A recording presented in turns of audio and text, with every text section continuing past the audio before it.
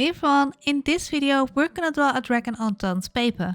Toned grey paper can give your drawing a vintage look and that can go really well with the creatures that we like to draw. I'm gonna work with a limited palette using graphite pencils and colored pencils in black and grey tones, and I will list all the materials used down below. I'm using my 2B mechanical pencil and I start by roughly sketching out the outline of the head. We're gonna go for a dragon portrait today, so we're not gonna draw the body, but if you want to learn how to draw a full dragon, I have tutorials about that too, and I will link them in this video. In this phase of the drawing, we're not using much pressure at all because we want to work very light, so we can still make adjustments later on. And I like placing the eye very early in the drawing because that will give some personality. And for this dragon we're gonna have like a little bit of goat-like horns, and so I'm adding those in as well, but still I'm only working in rough shapes. I'm drawing in the rough shape of the neck and I might adjust that later on, but it gives some fluidity to the drawing to have that in. When we have the rough shape down to paper, we're gonna narrow it down by drawing some of the features of the dragon, but we'll continue working really light so we can make adjustments later on. And while working on the mouth, I started to think what kind of dragon this should be. So first I wanted him to breathe fire, but then I adjusted the glands that I drew in the mouth because I want this to be like a frost dragon. So he's gonna have like a frost breath, but we're gonna draw that on the end of the drawing. And now I'm gonna draw in the scales. And I'm not gonna draw them too neat. Of course, that is a design choice. So if you want your dragon to have very neatly placed scales, absolutely go for it. But my dragon, I want it to look ancient and I want him to look like he's been through something. So I'm gonna have it a little bit messy, but that's just the style that I'm going for. And at the back of the head, at the jawline, I'm going to draw some spikes and decorations, and I'm going to draw them behind each other. And with the line in the middle of the spikes, I want to create a bit of a crystal-like effect because this was going to be a frost dragon and I think that would suit him actually.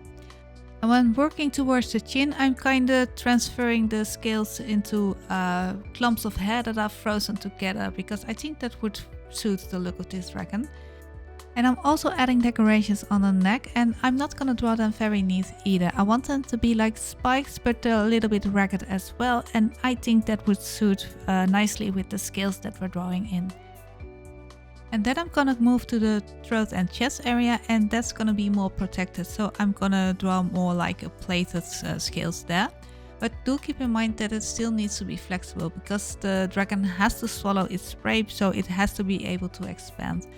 And then we're adding more scales in the same way we did before, and I'm also adding a little bit of shading behind the spikes that we drew in at the jawline, just so they pop out a little bit more and make the drawing more readable for us while we're working on it. And then I'm adding more scales, but when I'm going to transfer the scales towards the larger plated area on the chest and the throat, then I'm gonna switch two lines because those lines will make it more like skin and it will be more flexible. So it will help the throat to expand. So that is basically how I transfer from the large plated armor at the front towards the scales at the back. There will be more flexible scales and skin in between them. And then I'm adding more decorations on the head, and I always like to draw like those little spikes on top of the nose ridge. And I'm going to let those spikes transfer towards the spikes that we drew in at the neck. Give him a little bit of a tongue here, and I'm shading that already because otherwise it just looks weird. And then I'm going to continue drawing scales in the head.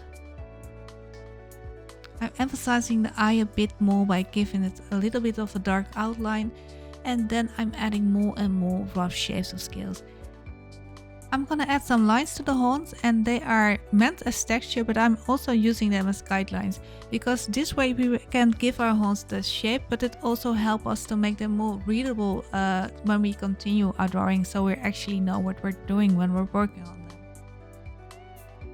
And we're adding more scales to the chin, and we continue with that rough look, and as you can see, this really starts to click together and it really starts to become a dragon with its very own style.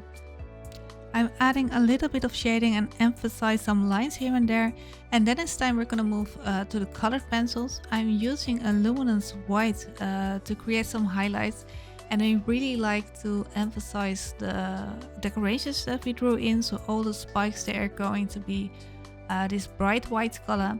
And you can see that on the gray paper that really stands out. And that is what I like about working with this paper. And I'm not using too much pressure here because I'd rather put down several layers instead of trying to make one layer very bright with pressure. Because when you use too much pressure, you basically close the tooth of the paper, making the paper unable to hold any more layers. So that kind of backfires when you work that way. So just start lightly and go over it again where it's needed. And the frost spikes at this jawline, we're gonna give them white shading on top. And later on, we're gonna move to the Payne's gray and we're gonna shade the bottom of them gray. And that will make them look a little bit more 3D, and it will actually give some depth to our drawing. And when we're happy with the spikes, we're gonna switch back to the white pencil and we're really gonna bring out that eye. And I'm also gonna add many highlights all over the scales because that really gives some depth to that dragon, and it really gives him that frost dragon look. And it may look it's like a lot of work, but it's actually not, because we didn't work very neat in the beginning, so we don't need to work very neat here either. So we're just gonna fly over it and add the white details here and there and just have fun with it. And we're also gonna add some highlights to the horns, and for that we do need to keep in mind that the light is coming from above, so we're gonna put the highlight on the top only. And then we're gonna add in more white to the scales, and we have larger areas of white on the larger scales, and of course we have smaller areas of white on the smaller scales that we drew. And the more we work towards the throat, the less layers of white we're gonna use, because we're going to work towards the more darker areas. And eventually we're gonna switch to the Payne's gray to really shade in the shadows of the throat. And it's okay to work very light and loose, because the colored pencil doesn't need to cover the paper entirely, because we're also using the gray of the toned paper as a shade in our drawing. So this way we're creating some gaps, and that actually looks really nice in our design. I'm using a white pencil to bring out the teeth, and then I switch to the black pencil to really emphasize some of the darker areas. I create a shadow around the eye, and that will make it stand out more, but also make the dragon look a bit more mysterious. And then I'm gonna add shadows behind the spikes of the jawline, and also the throat area is going to be in the shadows. And because the drawing is in my sketchbook, I want to keep that rough sketch aesthetic. So I'm not gonna blend all the colored pencils together. So you will see the paper shining through it, and you'll see the hatching of the lines. And I actually like that look.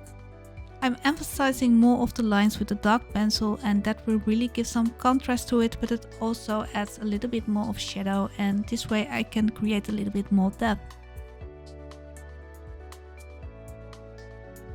And from now on, it's just a little bit more tweaking with the white pencil, and here and there I'm gonna add more shadows with the gray and the black.